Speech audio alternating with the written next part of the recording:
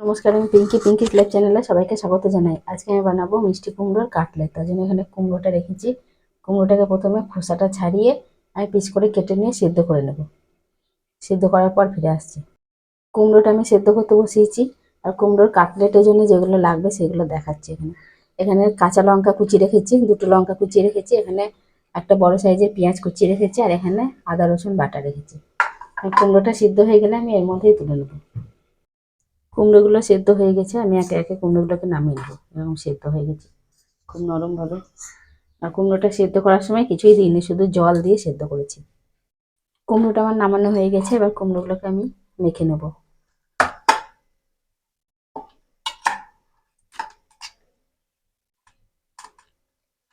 আর কুমড়ো থেকে যে জলটা বেরিয়েছে সেই জলটা আমি ফেলে দেবো।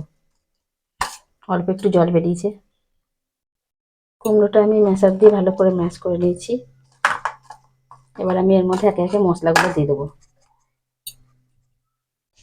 কুমড়োর মধ্যে তো আগে থেকেই দেওয়া আছে পেঁয়াজ কুচি, লঙ্কা কুচি আর আদা রসুন বাটা একসাথে দেওয়া আছে। বাকি মশলাগুলো এবার দিয়ে দেবো। বাকি মশলাগুলো দিয়ে দিচ্ছি। প্রথমে দিয়ে দেবো গরম মশলা গুঁড়ো, এরপর দেবো আমচুর পাউডার, আর দিয়ে দেবো হলুদ গুঁড়ো, আর দেবো অল্প একটু ভাজা জিরের গুঁড়ো, আর এখানে দেবো লঙ্কা গুঁড়ো অল্প, আর দিয়ে দেবো নুন স্বাদ মতো দিয়ে দেবো। এবার এর মধ্যে দিয়ে দেবো অল্প একটু বেসন। এখানে বড় চামচের 1 চামচ আর অল্প একটু রেখেছি এরকম চামচের 1 চামচ বেসন দিয়ে দেবো। সবটা দেবো না। আর এর মধ্যে দিয়ে দেবো অল্প একটু গোলমরিচ গুঁড়ো, আর দেবো এখানে পাউরুটির গুঁড়ো।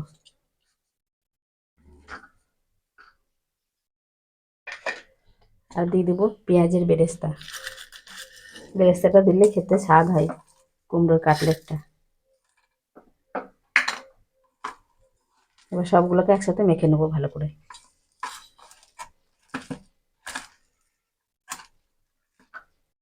সবগুলো একসাথে ভালো করে মাখা হয়ে গেছে। আর এরকম একটা ডো বানিয়ে নিয়েছি।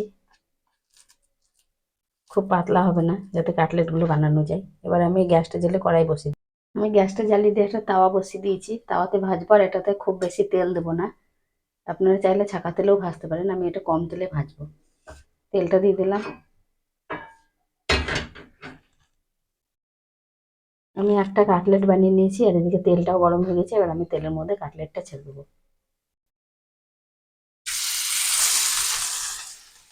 এরকম করে আমি আরো কয়েকটা বানিয়ে নিয়ে ছেড়ে দেবো।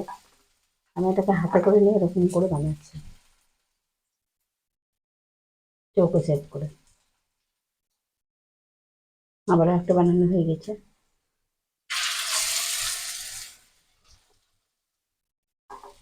সবগুলো বানিয়ে একসাথে তেলের মধ্যে ছেড়ে দেবো।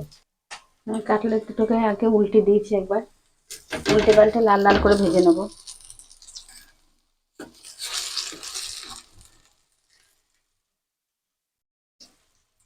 আবার ওই দিকটা উল্টে দেবো একবার।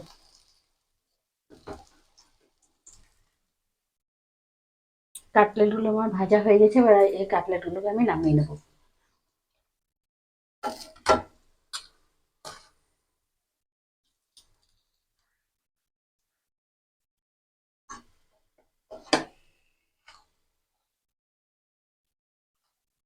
দেখতে কত সুন্দর হয়েছে দেখুন। বাকিগুলো আমি একইভাবে ভেজে নিচ্ছি। এইরকম করে কুমড়োর কাটলেট করে দেখবেন, খেতে খুব সুন্দর লাগে। আর কুমড়োর যে এত সুন্দর সুন্দর রেসিপি হয়, সেটা না দেখলে মিস করবেন। যারা কুমড়ো খায় না তারাও খাবে এরকম করে কাটলেট বানালে। না বললে বুঝতেই পারবেন না যে এর মধ্যে কুমড়ো দেওয়া আছে।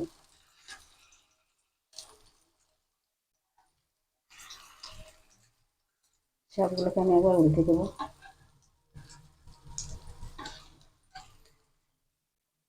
একবার এভাবে কুমড়োর কাটলেট বানিয়ে খেয়ে দেখবেন। আর লোককে খাওয়ালে, যে বেড়াতে আসবে তাদেরকে, বন্ধু বান্ধবকে খাওয়ালে তারাও খেতে বলবে খুব সুন্দর হয়েছে। আর আমার এই রেসিপিটা ভালো লাগলে লাইক শেয়ার কমেন্ট করবেন, চ্যানেলটাকে সাবস্ক্রাইব করবেন।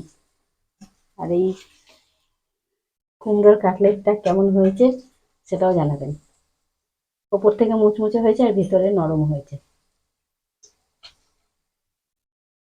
একটা কেটে দেখাচ্ছি।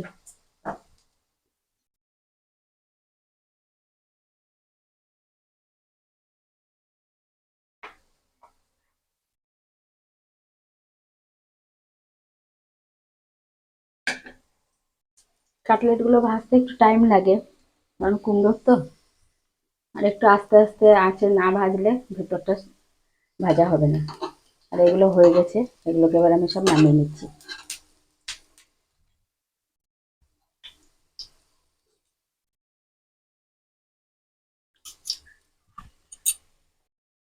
কাটলেটগুলো ভাজতে 4 থেকে 5 মিনিট মতো টাইম লাগছে। সবগুলো আমার হয়ে গেছে ভাজা, আর আমি এবার আঁচটা বন্ধ করে দেবো। আর কত সুন্দর হয়েছে কাটলেটগুলো দেখুন। একবার হলেও বাড়িতে বানিয়ে খেয়ে দেখবেন, আর কমেন্টে জানাবেন কেমন লাগছে।